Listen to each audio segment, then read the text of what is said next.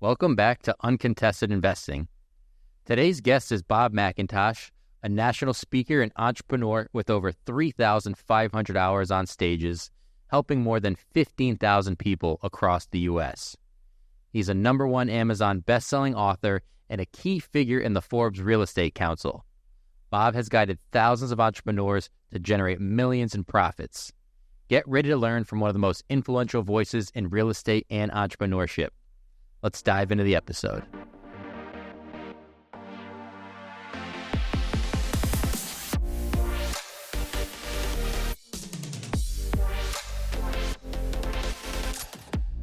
Bob McIntosh, co-founder of 3 Degrees Consulting. Bob, thank you so much for joining on the podcast today. What I really want to get started with is, with over a decade of experience now, what really initially got you started in the business of helping people through digital marketing? Yeah, so we started out, first of all, thank you for having me, and thank you for everyone listening. I appreciate it. Your time is very important, so that you chose to listen to this says a lot. So we started out as real estate investors, flipping houses, and I was 3,000 miles away at the time, and so I was like, hey, how do I add value from 3,000 miles? Now, mind you, this is a very different time. It wasn't virtual. Everything wasn't a thing, and so I got good at digital marketing for our real estate investing business, and because of that, I learned a lot of skills and then was fortunate enough to be able to build and teach other people how to do it. And then eventually that led into actually doing it for them. Yeah, nice. So I want to go back to some of those first businesses that you did help.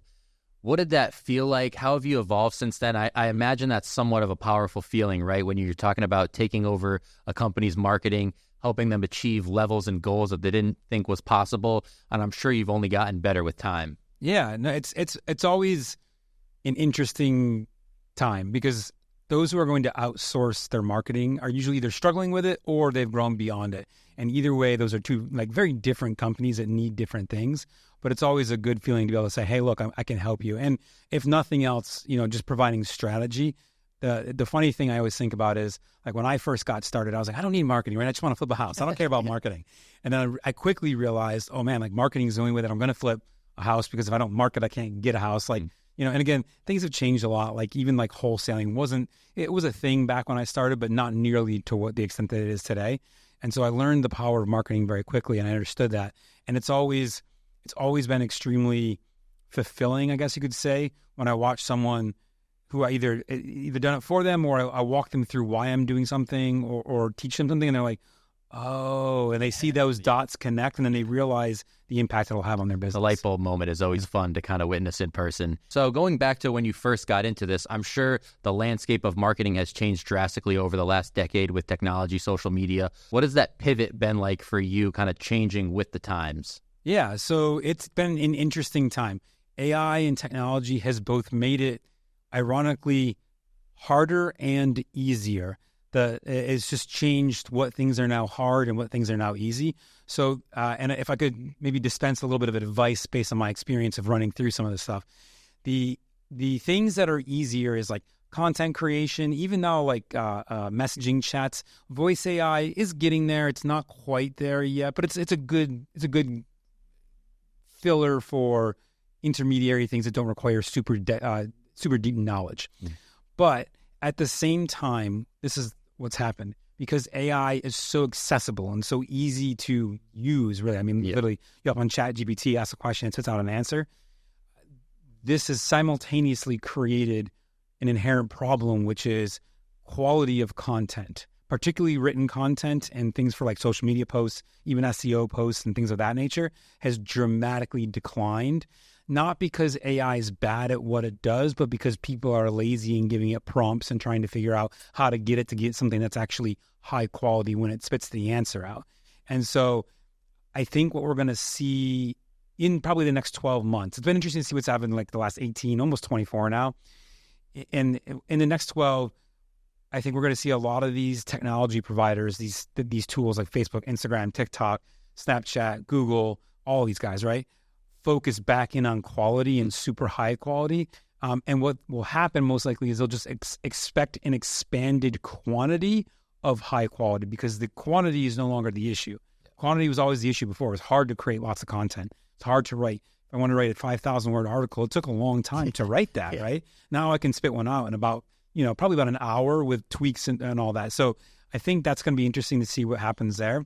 But don't use it if you're an investor or any business owner, really, right? And you're using AI, don't use it as an excuse to be lazy, because when you do that, here's what happens, right? It shows. Like, it's very easy. If you write enough AI stuff, you're like, oh, it's just another regurgitation of things. There's no uniqueness to it. There's no you-ness to it. Like the way that I speak, the nomenclatures I use, the vernacular that I use doesn't exist in that same capacity without a lot of effort. And that's what's changed. So, gotcha. So you bring up a lot of great points there. That was a jam-packed answer.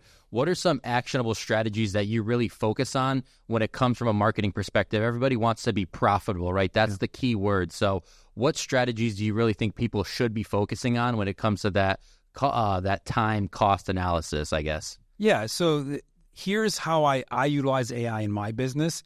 AI is not a replacement. And these technology and tools, whether it's AI-based or not, it's not a replacement for things. A lot of folks are approaching like, oh, I can fire a human and replace them with AI. And look, there are certain activities that might be true for, but it's not a replacement overall. What AI should be, though, is it should be an enhancement.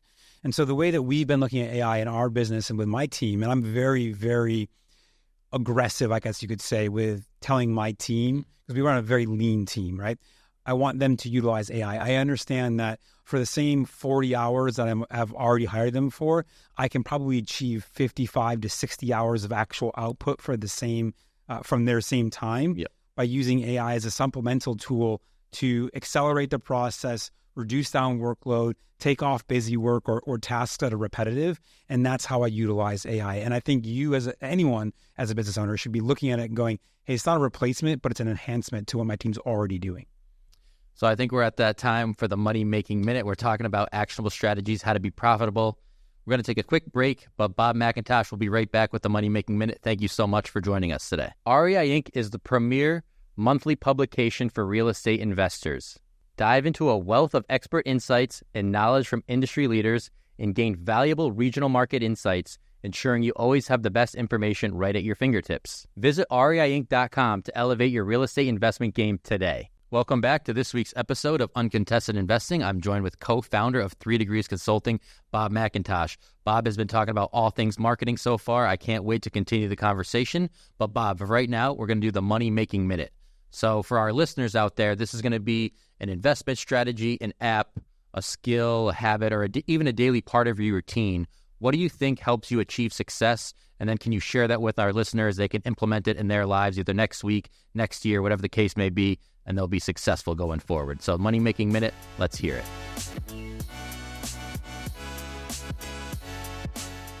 Great question, and I love this. So for me, I actually want to focus on routine. Most people think marketing, technology, it's always an app, whatever, but it's actually, for me, it's routine.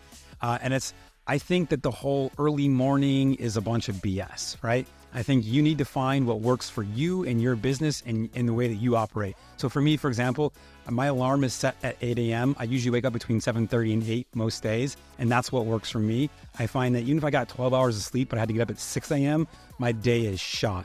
And so I think there's too much focus on this, like, hustle, grind, get up early, work late. Like, understand that that pace can work for a short period of time, but not a long period of time. Focus on a routine that's going to help you feel the best by yourself, because you'll be far more productive in the hours that you do work when you do.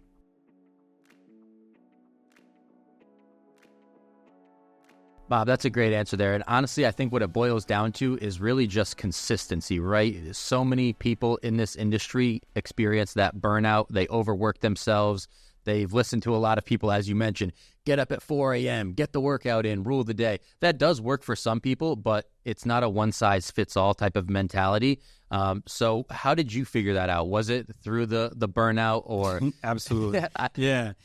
Early on, when I first started my business, right, I had a full-time job, and this was not like a, phone-in job, right? I was working probably 50 hours a week for the job.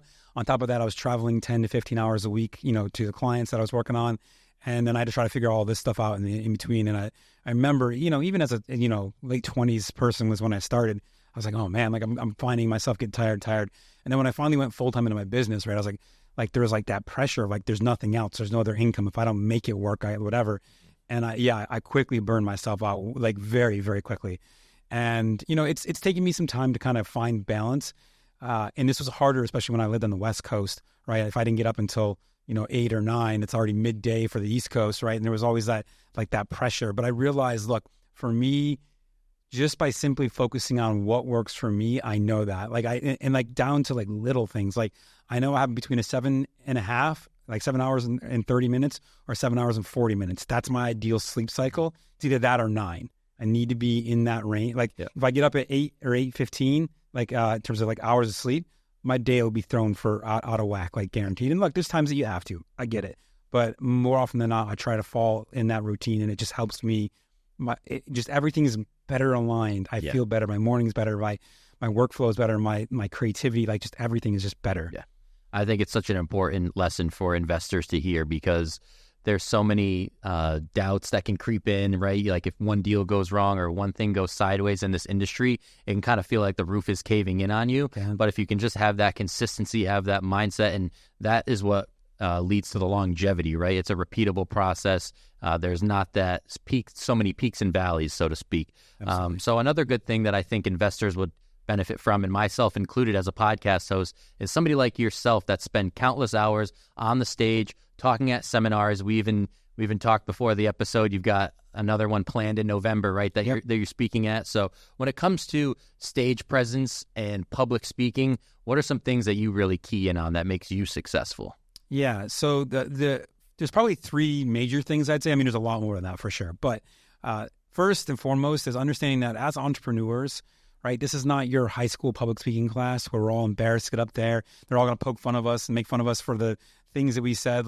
People, when you're sharing advice, especially about things that have worked or didn't work or what you're finding or strategies, they want to know that. They're there. They're like, hey, I want to be a part of this. I want to consume your knowledge. I want you to share your wisdom. So there's already an inherent desire to hear what you have to say. Good. And I think people forget about that. And then they get in their own head with this, especially when it comes to public speaking. Number 2 is I find it very, very difficult for me and for most folks to have it all scripted out. Because when you script everything out, every word, and then you go and you memorize it, sure, it makes you feel more confident that you have the right words, but it can feel very robotic in delivery, because usually you're so focused on, am I saying every single word correctly, that you forget about all the little body language components that you're not, because your brain's too dialed in on the words. Yeah. And so for me, I've always found it best to just have an outline, right? And I want to hit these 3 things, these 5 things, whatever it's going to be. And then the longer the talk, the more there's always space I can go back if I need to. And I literally would have it printed out. My early events, I'd have an outline printed out, and on a break, because it was a 3-day event, so I had a break every hour and a half. I'd be like, okay, did I hit all? Oh, I missed these things. Let me go back and get those. And I get, you can't always do that, and depending on the situation, but just know what your outline is, because if you're being asked to share something about your life, your experience, your business, your knowledge, you know it. It's already up here. You're not having to fabricate and tell a story out of nothing, right? This is it's just pulling out a memory. And so that's a little easier. And then number 3 is, especially if you find yourself uncomfortable, practice where it doesn't matter. And for me, I went to a lot of Toastmasters. It's a very inexpensive way to join and get there. And it doesn't matter if they're not in your industry, your niche, or whatever. It's just about the repetition of getting in front of people and speaking and talking. And the Toastmasters especially has a lot of really cool things that will help you think on your feet and come up with answers and prepared stuff. And it's a good mix of that stuff. And no joke, I think the one I joined when I first went, I think I paid $19 a quarter for a weekly meeting. It was nice. It was nothing. It was an irrelevant amount of money. Yeah. And look, was I getting leaps and bounds better? No, but it helped me at the little things that I would get too worried about. And it gave me that repetition to feel more confident at the things that actually did matter. Is that another layer of a service that you offer, a little bit deeper than marketing? I'm sure people may have come up to you and complimented you after you speak. That was a great speech, great job, great insight there. Have you thought about that at all and, gone into that avenue of coaching? Yeah, I've actually coached several people on speaking. I don't do it a lot because transparently it takes it's usually a very high cost thing that I do because it takes a lot of time. Because I can't just give you, you can go on YouTube or a million other places and find generic advice, but the way that I always operated was, and this is how I did it, right? When I learned, my mentor I'd record everything I spoke at, and then I would review it, and I would have to break down everything that I did wrong in my thing, give it to him. He would look at the things that I said I did wrong, hone in on those, and then give me feedback to what to fix for those things that I found wrong, right? And every once in a while he would jump in and say, hey, here's something else you could tweak or whatever. But yeah, I do on occasion do that. But again, it's a very time intense thing, so not frequently. Yeah. Now, as a public speaker myself, host of a podcast, you have to get over this one hurdle of going back and watching the film, so to speak. Is that a hurdle you think a lot of people get in the way of if they don't go back and actually watch what they've been saying, what they've been doing? There's that fear of embarrassment or watching a mistake back. Is that something that people need to get over in terms of a mental hurdle? And it's a really helpful skill of being able to go back, watch yourself, and learn from the mistakes? Yeah, it is the single fastest way to grow. And I was never a sports person. Like, that's just not my jam. I wish I could say I was. You know, I'm 6'3", so everyone's like, you don't play basketball? I'm like, no, I don't. I got zero hand-eye coordination. I got a lot of other things, but not that. But I know that they always like watch tape, and I never really thought about it that way until my first mentor, who taught me a lot about speaking, actually didn't make the cut for the NFL, but he did get invited, and he got cut before the final thing. But to get to that level, still, you're a professional athlete, and he taught me the importance of watching tape and going back. And I'll tell you right now, it was the most uncomfortable thing, like watching yourself, especially early on, because I was terrible. Like, I'm not gonna lie, like I wish I could say, oh yeah, I came out and I was like, oh no, I was terrible. But watching that tape got me better quicker than anything else, because it was allowed me to see the areas where I did poorly. And like when you're speaking to, you always know. Like, you'll replay that moment I felt weak, or that moment what was I thinking there? Or like, even like the point, like earlier you were asking a question and you trip over your own words. You're like, oh, and then I could see you get in your own head. Yeah. And those are the moments you go back and you say, what preceded me in those moments that caused me to have the thing that I didn't want, and how do I adjust moving forward? And the other thing that I think is really important, people all too often when they watch tape are like, okay, I found these 25 things that I did wrong. I'm going to fix all. No, you're not going to fix all 25. You're just not. Yeah. Right? Because when you're speaking, you're talking, there's the question, there's the answer. Am I going in the right direction? Is the thought cohesive, and does it make sense? Am I connecting the dots? Am I getting to the end of the story? There's a million things that you have to think about. You're not thinking about the other 25. So focus on one. Every time I spoke, I was like, what's the one thing this time that I want to do better at?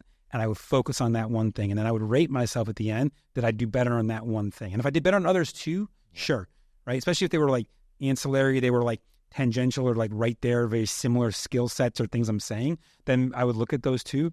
But if you try to fix 25 things, trust me, then you get in your own head and then you stumble more, and it just actually creates more problems. That's a great way to look at it, actually, too, because a lot of public speaking is positive reinforcement and realizing that you're getting up there, you're doing it, you're conquering a fear that a lot of people have, maybe even the speaker themselves, right? So within public speaking, there's a lot of skills that make up being good at it. So if you can manage one at a time and get better, then over time you start to see those results and you're like, okay, I know what I'm doing now. I've got the confidence. Switching gears a little bit, though, to your website, back to kind of the marketing aspect and why we have you on today, what you've mastered and excelled at over the past decade. Two highlights on the website are community and communication. So what ways can businesses foster that sense of community through marketing? Yeah, and there's a lot of ways right now. And here's the interesting thing. So communication.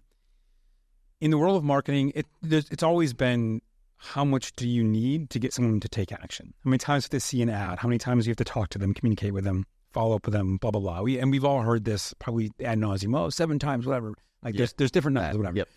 Here's what I found.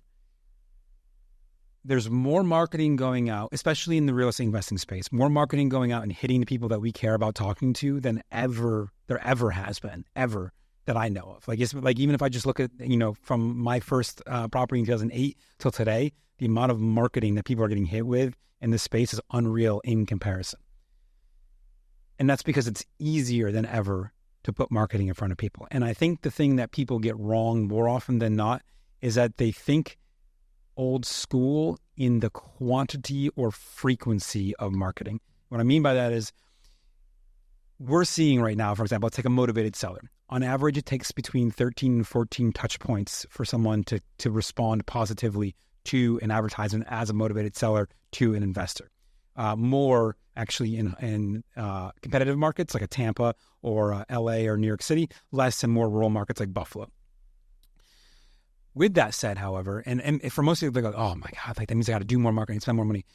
true. You have to invest more into it, right? But it doesn't always have to be money. Sometimes it's just time, right? But there's also more tools than there's ever been to help automate the process. So even though it requires more to get someone to cross the finish line, the ability to do it requires less time than it ever has before as well. So it's like this trade-off, which is really cool. And I think people underestimate the amount of that they need to put into it and the amount that it's going to take to get them across the finish line, but they overestimate the amount of work it will take for that same thing. So I think that's it. And then on the community side, as entrepreneurs especially, community is important because we feel alone a lot of times. And it's interesting to me to think about that, because when we consider the idea of community, right, as especially as real estate investors, we're not going to build community with our motivated sellers. They don't care. They want to sell their house, boom, done, they're gone, they're out of here, whatever. But other investor buyers or people like that, yeah, they want that sense of community. They want that sense of belonging. And the most peculiar thing happens when you are the creator or the founder or the person moving the needle on a community, which means you're the one asking the questions, you're the one pushing it, setting up the meetups, doing all the things to create the community. You by default become the go-to person. And it's funny. So I ran a meetup in Orange County, California. I lived in LA. I ran a meetup for, 7 years, I think, before I left. And I would get deals brought to me all the time because they're like, I got this. What do I do with it? Or, hey, I got a lender, but I don't have a deal. So can you talk to him? Do you people would bring you things all the time. And you're like, oh my God, this is great. And people underestimate. Yeah, is it work? Absolutely. Is it effort? Yes. Energy? Yes. But it will take a little bit of time for that runway to increase and to build things. Absolutely. But I promise you, if you build community, you'll find that whatever you need in your business suddenly becomes much easier to find. And where are you on the online versus in-person of fostering that community? Is it a 50-50 split in terms of you should be paying attention to both? Is there one that really matters more and pushes that envelope even farther? What's your opinion on that? In-person will outperform virtual all day long for important things, but not for the daily things. So meeting at least, so if you're running a meetup, right, meeting at least once a month is ideal. Once a quarter would be okay. Twice a year, less so, depending on certain situations and what your community is. Like a mastermind, you probably need twice a year is probably sufficient. But if I'm running like a local, let's say investor meetup, monthly is ideal. And then I sprinkle in the online because there's always those day-to-day things that come up.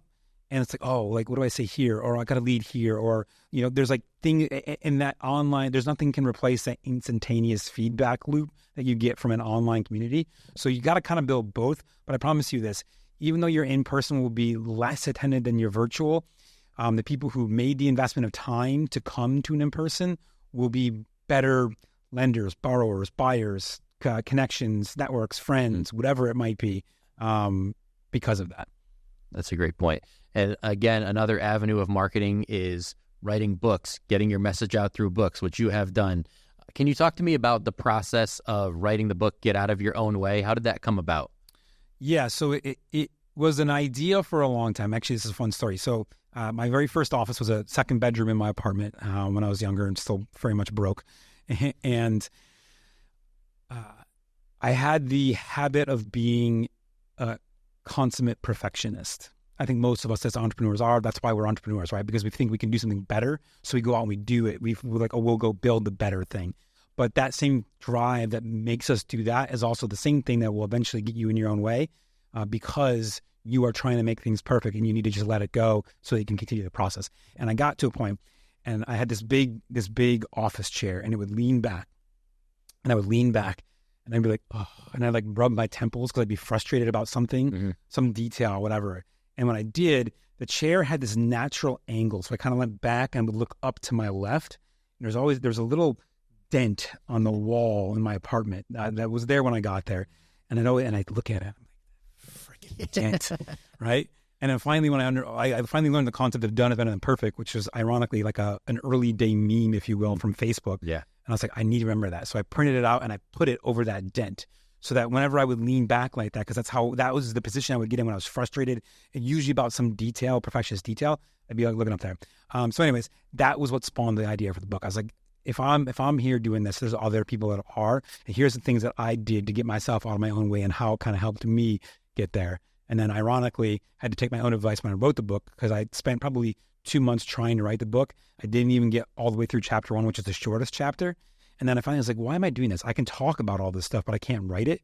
So I just sat down with a microphone and I recorded it all. And now nowadays I could just send it off to AI and they would translate it for me. Back then I had to pay a guy to actually transcribe the whole thing for me. So wrote it, but it was a fun journey. And I don't know if you set out for this, but it became a #1 Amazon bestseller. Was that a goal when you started writing the book? And how was that? That's a pretty cool achievement, whether you were planning on it or not. Yeah, no, it was absolutely a goal. It was very intentional the way I did it. And there's a lot of things. In a way, there's a process to game the system. And it's not really gaming the system so much as understanding what the metrics is. It's like chess, right? If I know what the moves are, I just have to play the moves better than anybody else does at the same time. And so, yeah, I hired some people. I was like, hey, how did you do it? Like, what did you do? I sought advice. And there was a very tactical process through the whole thing. Like, the reality is, I think I finished the book and it was done being edited by my editor. I want to say in like June of 2015 is when I launched it, and I didn't launch the book until December. So that whole period of time was the ramp up to get to the point so that I could achieve that on the day of launch, which we did actually. I think 3 hours in the launch is when we actually officially hit the bestseller list on Amazon. And was there any outcomes from writing that book? Like, what did it do for you post writing that? It's a conversation starter. It gets your name out there in communities, I'm sure. What was it like after the book was released? Yeah. So the big focus of the book at the time was to actually generate coaching clients for me. I was like, I want to coach. I want to help people. Like, I was big on helping people. Ironically, it did. I booked, I don't know, like 12 grand of coaching clients from the book launch, like on the day of launch. I was like, this is great. This is amazing, right? And then I realized I hated one-on-one coaching. Hated it. Stage, get me in front of one-to-many. I love it, and it's legitimately my happy place. But one-to-one, it's not that I shouldn't say I hate it. It might be a very visceral word for this, but like, it just wasn't my jam. I was like, I want a bigger impact in the world. The one-to-one wasn't going to be it for me. But it's been a great credibility piece. It never hurts to be able to say that. And even if you understand what goes into it, you understand that there's a process to get there. It doesn't diminish the fact in other people's eyes and going places that, oh, I have a book, here it is, this is what it is. It opens a lot of doors, a lot of conversations, a lot of podcasts, a lot of speaking events. Like, it boosts it up. And I would tell anyone, look, the process is not hard to make it happen. It's time consuming. There's a lot of steps. There's a lot of little things you have to do, but it's not hard in the sense of, if I know what the process is, it's just follow the steps, right? But I would highly encourage anyone, because most of us, when we're talking to other entrepreneurs out there, like they love that. They're like, oh my God, you wrote a book. This is awesome. Like, tell me about that, right? And it becomes a conversation starter. And if it's something that you actually care about, you're passionate about, you don't just write about some random thing just to have it, then it becomes a way for you to develop deeper rapport and conversations, because people go, oh, okay, great.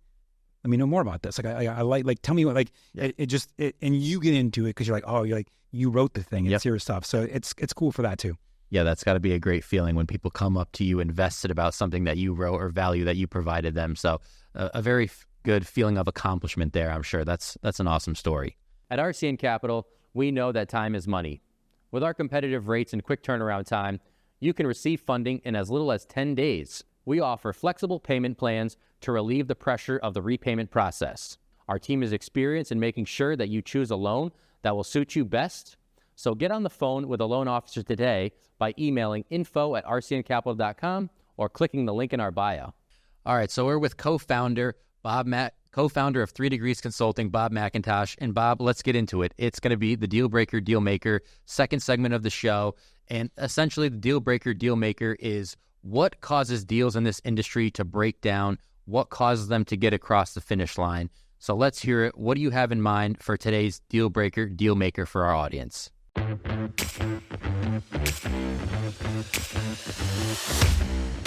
Awesome, guys. For the Deal Breaker, Deal Maker, the thing that I see break apart deals is also simultaneously the same thing that gets them across the finish line, and that's great follow-up. Great follow-up. And what I mean by that is this. There's tools, CRM, for example, we have our own, but the thing is this. When we talk about follow-up, if you have to manually be following up on everything, I promise you, deals will fall apart, especially the good deals, because of bad communication and bad follow-up. So automate as much of your follow-up as you possibly can. Have checklists, have processes, have automations that will send out the correct emails at the correct time, set date and timestamps, all of those things. Because if you do that, I promise you more deals will get across the finish line, and simultaneously, less deals will fall apart when you do. Well, you're batting 1,000 on the segments today. That was another great answer.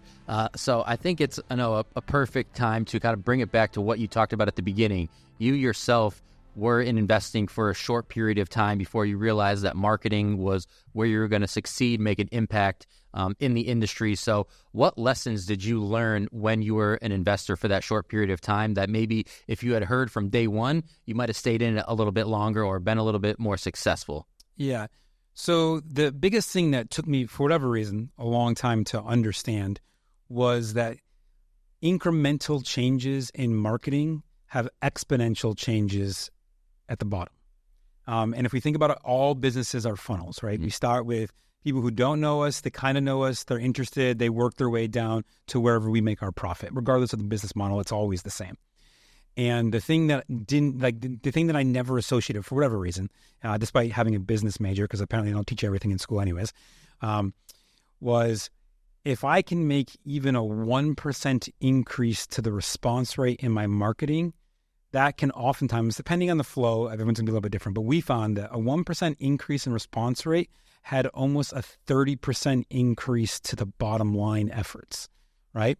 And so that's when I remember that number. It was a very specific number. It was 1 to, I think it was like 32.7, I think was the actual number, if I remember correctly. I remember looking at it going, whoa, I can get 1% more people to respond. And I'm thinking to myself, okay, for that same 30% increase, right? For me to, let's say, beat up a contractor to get the pricing down on a rehab to something that makes sense, right? That same amount would be an insane amount of effort to get the same result, if I even could. In many cases, like, let's be real, if you went to a contractor and said, hey, I need you to reduce your prices by 30%, most of them are going to laugh you out of there, or they're not going to do work, or you're going to get the cheap guy, which is going to cost you more in the long run. Let's be real. And so realizing that was really the moment for me to go, oh my God, okay, well, what can I do here? And I remember I became obsessed with how do I increase incrementally. I wasn't looking for the home run. I was looking for the first base hit.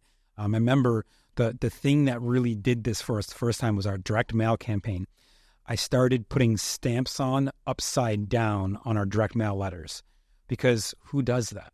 So now it feels more real, like a person. This is some real, whatever. So we got a 1% increase in calls from upside down stamps. And I was like, it's not any more effort to put it on the right side versus upside down. I literally had like these rolls, and I would just like auto gun it with my hand basically.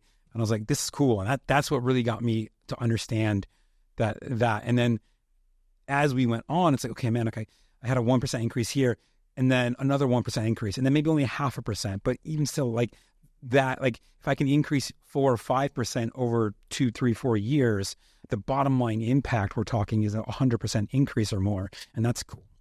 And that's why I love having the experts on this show, because real estate investors, when they hear it broken down like that, it becomes much more manageable and attainable for them. So I really appreciate that insight. Taking it back to the community that we spoke about earlier, the reason why we're together, we're down in Tampa. If people haven't noticed this far into the episode, it looks a little bit different than our New York City studio, but a beautiful setup here. So shout out to MMG Studios for having us today. But Family Mastermind is why we're down in Tampa. What has that experience been like for you, and how important do you think it is for investors to find community like this? Yeah, it's super important. I remember we were invited in, and I was very skeptical at first because, look, I've been a part of a lot of different masterminds. Some of them good, some of them not good, like really not good. Some of them like, oh my God, what are you doing here? And then, a few of them were above average. But this one has been phenomenal. I mean, we're coming up on almost 2 years in the mastermind. And the thing for me that I think is the most important is twofold in joining any sort of community. Well, maybe threefold, really. First is there's people in the community that are doing better than I am. That makes me uncomfortable, but in a good way. I want to see other people go like, oh man, like how do I get to where you are? If I don't have that, if I'm not looking up at someone, right, then what am I doing, right? Like, and look, I mean, there's always a point at which you reach, there is no more up, but I'm still a far cry from that. So that chase is very motivating. Yeah, and it's what are you doing? Like, what are you seeing work? What's not happening? Like, this is a perfect example. I just had a conversation through Instagram with someone that I look up to, and I was like, and the context of that conversation was, we're going back to the basics. Like, we started making iterative changes over 8, 9, 10 years. We got so far away from the thing that got us there that now the results are worse than that thing. It's like, let's go back, scrap all that. Like, and I was like, man, that was that little advice like that. But that's a guy who's running a 9-figure company who's talking to me, and I'm like, oh, this is cool. So I think it's really important for that. Number one, that just having someone you can look up to. Number two, it needs to be industry specific. There's a lot of benefit to being in masterminds and groups outside your industry, but it will never compare to being in the industry that you operate in, because they're seeing the things that same issues, problems, hiccups. Like, yes, there's going to be competition there, right? Like in this family mastermind, there's like 3 or 4 that are marketing agencies that are there as well. But you'll find that the top is collaborative, not competitive. And I know that there's more than enough for all of us to have. So that's great. And then the last thing, and this is, I think, I said threefold, really important. Don't get in the habit of joining too many communities. I got to that point where I think I was in like 3 or 4 at one point. I was like, man, I feel like all I'm doing is traveling to masterminds, and I'm not actually implementing the things that I'm learning in my business, which, I'm consuming a great amount of knowledge and very useful, very tactile and tactical and great. But at the same time, if I have no way to implement it, what's the point? If I can't direct that or digest it and get it to my team to implement, what's the point? And so focus in on 1 or 2 and make those ones really impactful. Participate, play full out, be there. If you ask around, if you are in the family mastermind specifically, most everyone should know who I am unless they're brand new members, and they'll know me soon. Because I'm always answering, I'm always jumping in, I'm always there, I'm always present, because I understand the value of providing.